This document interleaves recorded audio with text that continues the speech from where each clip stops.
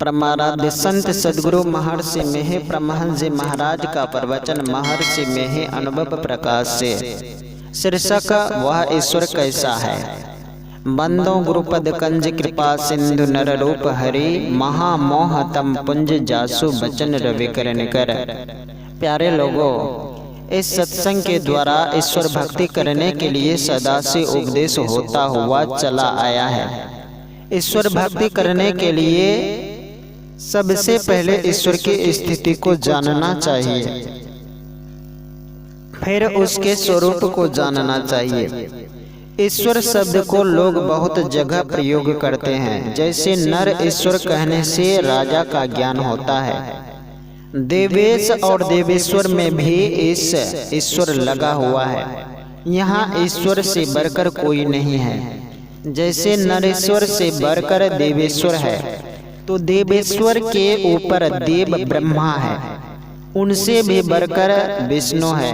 देवियों के लिए भी ईश्वर शब्द प्रयोग हुआ है, किंतु यहाँ जिस ईश्वर के लिए कहा जाता है उससे बढ़कर कोई नहीं है। परमात्मा के लिए ईश्वर शब्द का प्रयोग है।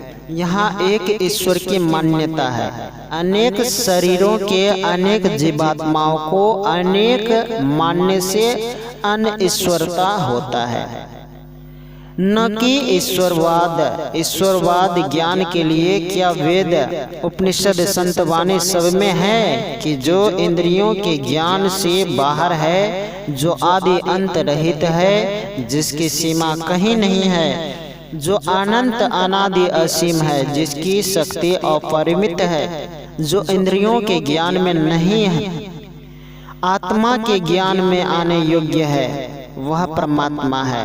यह बात कहते कहते मुझे 20 वर्ष हो गए, किंतु अफसोस है कि कुछ लोग ही इसे समझ पाए हैं। शरीर इंद्रियों से जानने और मिलने योग्य ईश्वर मानोगे तो उसमें ऐसी ऐसी बात देखने में आवेगी जिसे देखने से ईश्वर मानने के योग्य वह नहीं रह सकता। उसको ईश्वर मानना अंधी श्रद्धा होगी। जो मन इंद्रियों से नहीं जानो उसको किससे जानो, तो कहा चेतन आत्मा से। इंद्रियों के पृथक होने के कारण उनका पृथक पृथक ज्ञान होता है। सब विषयों को एक ही इंद्रियों से नहीं जान सकते। आँख से रूप देखते हैं, कान से शब्द सुनते हैं, नासिका से गंध ग्रहण करते हैं, जिह्वा से रस लेते हैं और चमड़े से स्पर्श का ज्ञान होता है। इंद्रियों के पृथक पृथक होने के कारण उनका पृथक पृथक काम है, किंतु तुम्हारा निज काम क्या है? तुम्हारा निज काम परमात्मा की पहचान है और अपनी पहचान है। जो मानता है कि आत्मा बिना शरीर के नहीं रह सकती, सूक्ष्म शरीर में रहती है, उसका यह ज्ञान अधूरा है। स्थूल शरीर के बाद सूक्ष्म शरीर, सूक्ष्म के बाद कारण शरीर, कारण के बाद महाकारण शरीर, फिर कैवल्य शरीर है। उस चेतन आत्मा का निज ज्ञान परमात्मा की पहचान है। इसके अतिरिक्त परमात्मा को किसी से पहचाना नहीं जा सकता। एक असीम पदार्थ को नहीं मानो तो प्रश्न होगा कि तब ससीम पदार्थ के बाद में क्या होगा। बिना असीम कहे प्रश्न सिर पर से नहीं उतर सकता, इसलिए एक असीम तत्व को मानना ही पड़ेगा। यदि कहो कि यह कल्पित है तो कल्पित क्या है? ईश्वर को कल्पित कहने वाले का ज्ञान मिथ्या है। कल्पित तो वह है जिसकी स्थिति नहीं हो और मन से कुछ गढ़ लिया गया हो, किंतु एक अनादि अनंत तत्व अवश्य है, उसकी स्थिति अवश्य है। वह कल्पित कैसा? जो असीम है, जिसकी शक्ति अपरिमित है, उसको तुम अपनी परिमित बुद्धि से कैसे नाप सकते हो? कोई यह नहीं कह सकता कि बुद्धि अपरिमित है। आजकल विज्ञान का बहुत बड़ा विस्तार हुआ है, किंतु उनसे पूछो तो वह कहते हैं अभी तो समुद्र के किनारे का एक बालू कण ही दिख पड़ा है। बुद्धि अभी कितनी विकसित होगी ठिकाना नहीं, किंतु बुद्धि अपरिमित नहीं हो सकती। परिमित बुद्धि में अपरिमित को हटा नहीं सकते। आज की बुद्धि जितनी दूर तक गई उतनी ही रहेगी या उससे भी अधिक बढ़ेगी। यदि कोई योगेश्वर है तो बता दे कि कितनी बुद्धि बढ़ेगी। आजकल हमारे देश में अनुभव की खोज हो रही है, दूसरे देश के लोग इसको जानते हैं। यदि तुम जानते हो तो बता दो, तो समझो कि कितना ज्ञान तुमको है। किंतु इतना भी ज्ञान नहीं है। दूसरे देश के लोगों को बम बनाते देखकर गौरव करते हो कि अनुभव हमने बनाया। तारे चांद सूर्य अभी हमने बनाए। दूसरे देश के लोगों से हम डरते हैं कि कहीं बम गिरा दे तो हमारा सर्वनाश हो जाएगा, और हम गौरव करते हैं कि ये सब हमने बनाए। वेद में यही ज्ञान दिया गया है कि इंद्रियों से परमात्मा को ग्रहण नहीं कर सकते।